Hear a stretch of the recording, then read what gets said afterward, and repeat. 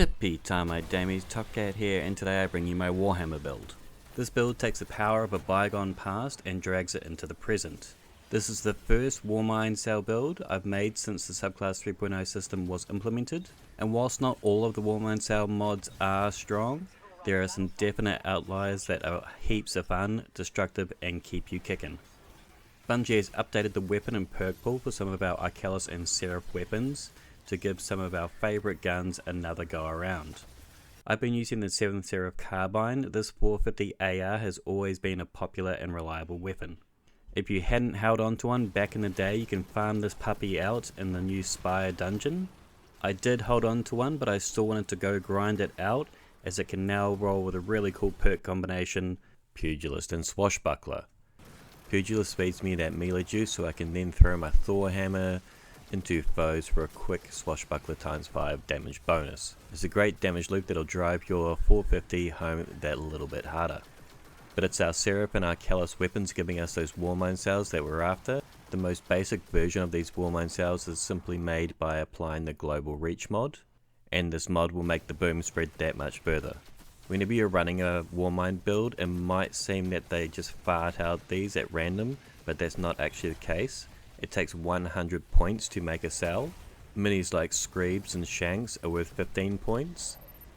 Miners like Acolytes and Dregs are worth 20 points. Mages like Knights and Servitors are worth 25 points.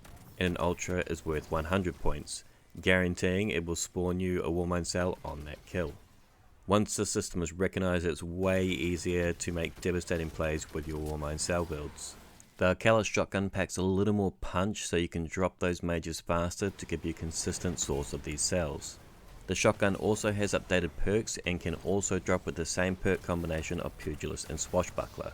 This bad boy comes with red border patterns, of which I've nearly farmed out through the battlegrounds, and I do wish to make this with the enhanced Pugilist perk on it.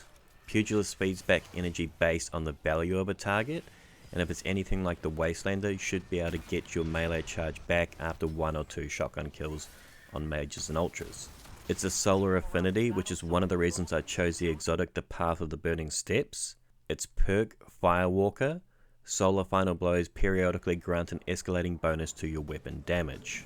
This works for your ability kills, heavy kills, and our special kills, and perhaps anything that has osmosis on it as well.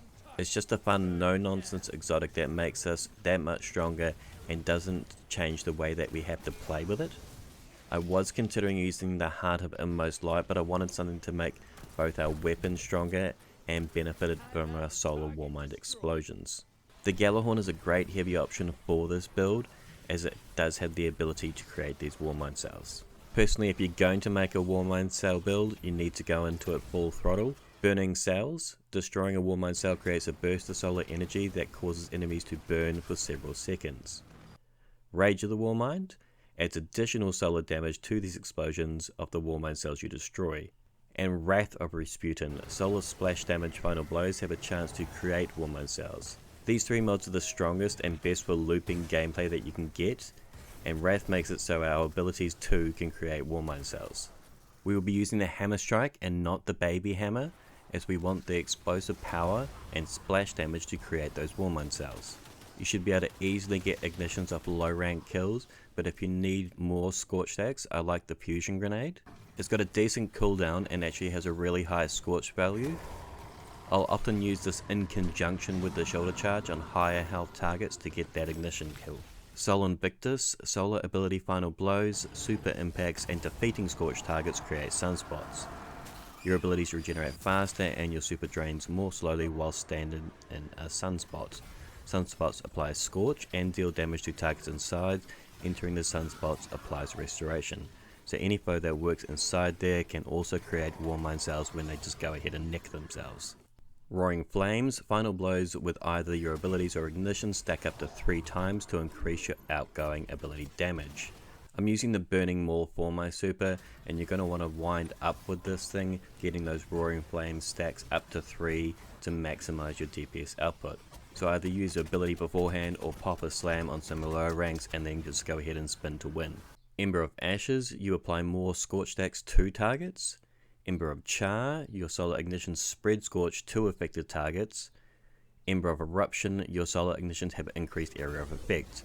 These 3 fragments make it possible to drop multiple targets through your solar ignition combos.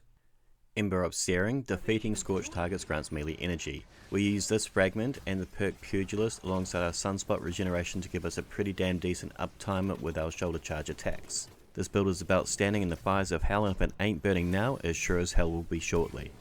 Our seasonal mod will be the Monochromatic Maestro. Dealing damage with elemental abilities grants increased damage to weapons of the same elemental affinity, and then it turns around and makes your abilities stronger.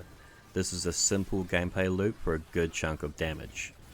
I'm using the Fireteam Medic mod. This is easily one of my favourite mods.